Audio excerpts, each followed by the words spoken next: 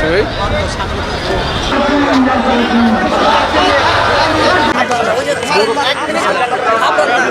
ভারত থেকে নতুন high commissioner এসে অখণ্ড ভারতের স্বপ্ন দেখছে।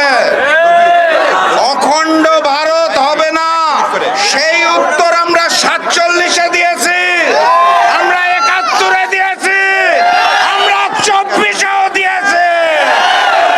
এই বাংলাদেশের স্বাধীনতা এবং সার্বভৌমত্ব নিয়ে যারাই খেলতে যাবে তাদেরকে দাঁত ভাঙা জবাব দেওয়া হবে ইনশাআল্লাহ। আর এই বাংলাদেশের রংপুর বিভাগ, চট্টগ্রাম বিভাগ নিয়ে যদি ষড়যন্ত্র হয় তাহলে স্পষ্ট ভাষায় জানিয়ে দিতে চাই, ভারতের ওই 7 সিস্টার সুস্থ থাকবে না, চূর্ণ বিচূর্ণ করে দেওয়া হবে ইনশাআল্লাহ। সংগ্রামী সাথী এবং বন্ধুগণ, আমার দেশের স্বরাষ্ট্রমন্ত্রী যিনি ভারতের মুখ্যমন্ত্রীর ভাষায় কথা বলেন, আমার দেশের প্রধানমন্ত্রী যিনি জবান ছুটাতে পারছেন না, সেই নতুন সরকারকে বলতে চাই, নত জানু পররাষ্ট্রনীতি চালিয়ে আওয়ামী লীগ দিল্লিতে পালিয়েছে। আপনারা সাবধান হন, না হলে আপনাদেরও শিলং এবং লন্ডনে পালাতে হবে।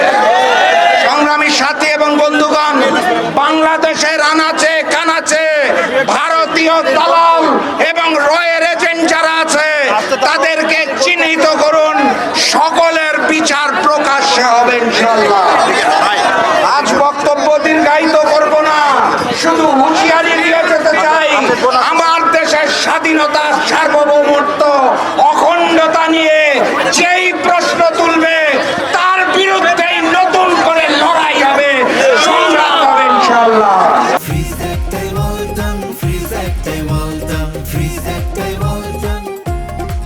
আমরা ভাবি নাই আপনারা এতভাবে আমাদের সহযোগিতা করবেন, আমরা সত্যি আপনাদের কাছে কৃতজ্ঞ।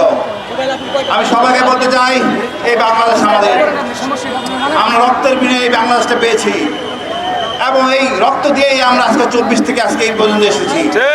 24-এর আবু সাইদের জন্য আজকে আমরা এই মাছ পড়ে, আপনি ভাবতে পারবেন না আজকে পুলিশ ভাইরা আমাকে যে সহযোগিতা করছে, আলহামদুলিল্লাহ। আমরা এমনটাই চাই, আমরা মনের কথা বলতে চাই, আমরা অমিত শাহকে ভয় পাই না, সুমনকে ভয় পাই না। নতুন বাংলাদেশ, আমার দেশের মধ্যে কিছু কুলাঙ্গার বলে ডিজেল ভারতের, গাড়ি ভারতের। আরে বাবা, ভারতের গাড়ি ছাড়া অন্য দেশের গাড়ি তো আছে। আপনাদের মতো কুলাঙ্গারের জন্য দেশের আজকে এই অবস্থা। এখন হবে, এখন থেকে এই সহ লোকদের জন্য চট্টগ্রামের বাংলাদেশ, কোনো ছাড় নাই, এরাই হলো কুলাঙ্গার। আমরা যাচ্ছি, আমরা সবাইকে নিয়ে একটা মাথা উঁচু করে দাঁড়াতে, তারা আমাদের দাঁড়াতে দেবেন না। আমার বিশ্বাস এই দেশটা আমাদের, আমাদের মতো আমরা সাজাবো, গরিব ধনী সবাই মিলে আমরা কাঙ্ক্ষিত লক্ষ্যে পৌঁছবো। কোনো রকম বাড়াবাড়ি হবে না। ভারত যদি সামর্থ্য থাকতো ওই 75 সালে 15 আগে আসতো, কিন্তু আসতে পারে নাই, আসবে না। কি সাহস তার আছে আমি জানি, লাভ জাপ দিতে পারেন, কোনো কিছু করতে পারবেন না। আমাদের দেশের জনগণ আপনাদের বড় বড় সেনাবাহিনী প্রধানের চেয়ে বড় সাহসী, এটা সাহসের বাংলাদেশ। নতুন বাংলাদেশের জনগণ ঘুরে গেছে, সেই লক্ষণ সেনের ইতিহাস শেষ, এখন হলো আবু সাইদের ইতিহাস। ইনশাআল্লাহ আমরা কাঙ্ক্ষিত লক্ষ্যে পৌঁছবো।